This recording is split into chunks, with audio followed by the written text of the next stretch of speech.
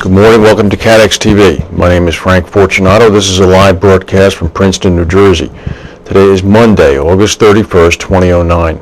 It's 11:30 a.m. Eastern Daylight Time in the U.S. It's 4:30 p.m. in London. In Mexico City, it's 10:30 a.m. If you need to reach us during the broadcast, you can phone in toll-free at 1-866-67-CATEX. Overseas, our AOL instant mail address is CATEX-TV.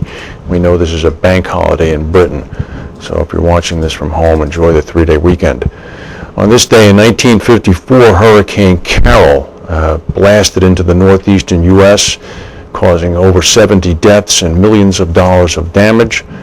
The singer Van Morrison is 64 years old today and probably in Vevey, Switzerland as I speak. We have a bit of a breaking story. Bloomberg is reporting that Southwest Airlines has suspended a maintenance vendor linked to the use of unauthorized parts, which have been placed in 82 of Southwest's Boeing 737s. The parts apparently had to do with brake linings and actuator brackets and hinges. The name of the vendor apparently is Velco Aviation Services of Phoenix.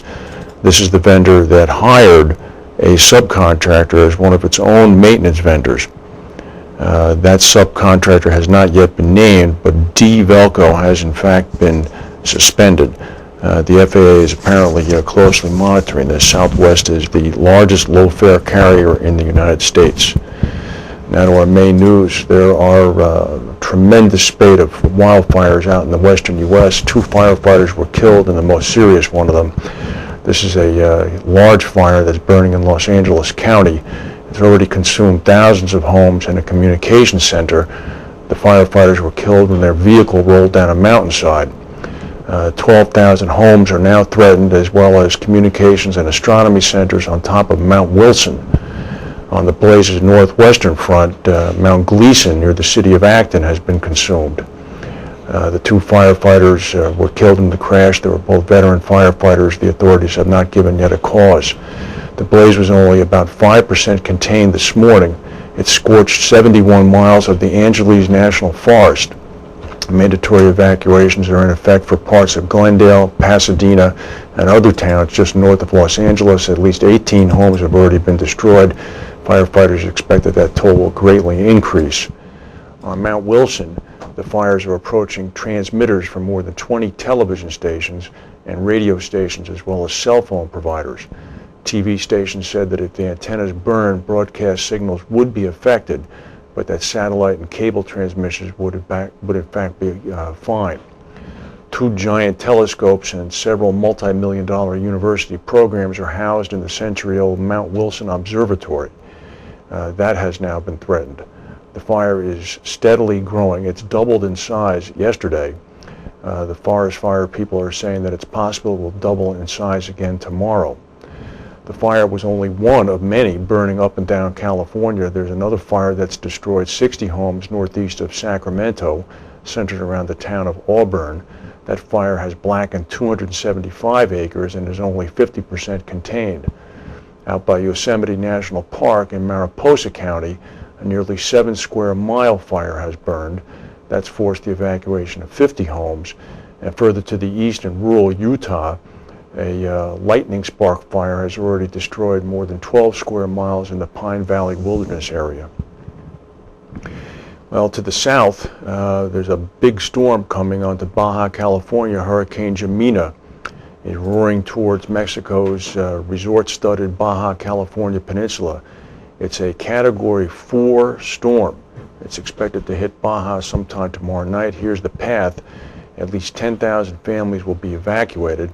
The Hurricane Center is saying it's going to be a substantial hurricane by the time it hits land. At Cabo Los Cabos, which is at the tip there of the Baja Peninsula, delegates from the Organization of Economic Cooperation and Development are scheduled to meet on Tuesday and Wednesday. The meeting is going to continue. Right now, the winds for Jimena are at about 145 miles per hour, and the storm is supposed to intensify. If I was a delegate at that conference, I'd get out of Dodge. In Africa, there was a serious train crash in Cameroon, French-speaking Cameroon on the western part of the continent. At least 7 people have been killed, more than 270 hurt. The train derailed just outside the capital of Yaoundé on Saturday. The Cameroonian government is saying that the death toll could increase as the search continues to reveal more bodies. Over 1,000 people were on the train. On Friday, a train carrying gas and petrol derailed, which burst into flames. That killed at least 1 person. The French industrial giant Bolloré, B-O-L-L-O-R-E, has a contract to operate Cameroon's national railway through the year 2020, and Bolloré has plans for a $300 million upgrade for the country's railway and rolling stock. As predicted, there was a big political shift in Japan. The new prime minister is rushing to select his cabinet ministers. His party trounced the ruling conservatives in elections. Here is the picture in the magazine, actually, the newspaper, Yukio Hatoyama. He spoke briefly with reporters before beginning to meet with his ministers. Last night in a victory speech, he said he would focus on a quick and smooth transition. He said he wants to redefine the Japanese relationship with the U.S. The former Prime Minister Taro Aso, conceding defeat, said that he would step down as president of the ruling Liberal Democratic Party. Although Japan gave the Democratic Party of Japan a landslide win, most voters were seen as venting dissatisfaction with the LDP. The LDP has been in power since the end of World War II. Official results are still being counted, but it seems that the Democratic Party, Hatoyama's party, has won more than 300 of the 480 seats in the lower house of the Diet. The stock market is taking some hit. It's down about 90 points now. The Asian markets went down last night. There was a sell-off in Japan. The Chicago Producers Index went up much more than expected, so that could brighten the scenes for a rally in the U.S. later this afternoon. We'll go to a word from our sponsors and come back with the rest of the news. Every day, the world wakes up and goes to work, pursuing the unique opportunities that lead the global economy forward. The complexity and close connectivity of today's global marketplace is a true modern miracle that can create unparalleled success. But it takes confidence, passion, innovation, and understanding. Enabling opportunity. Protecting capital.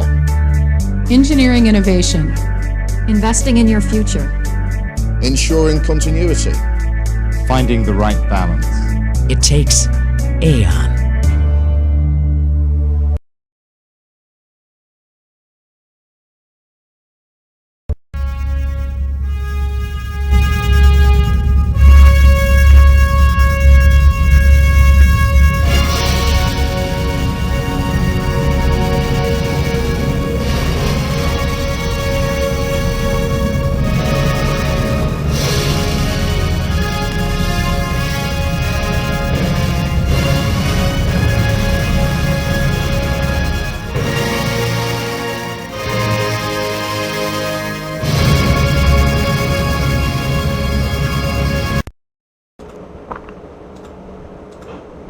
This past Friday and Saturday in Argentina, there was a meeting of South American leaders.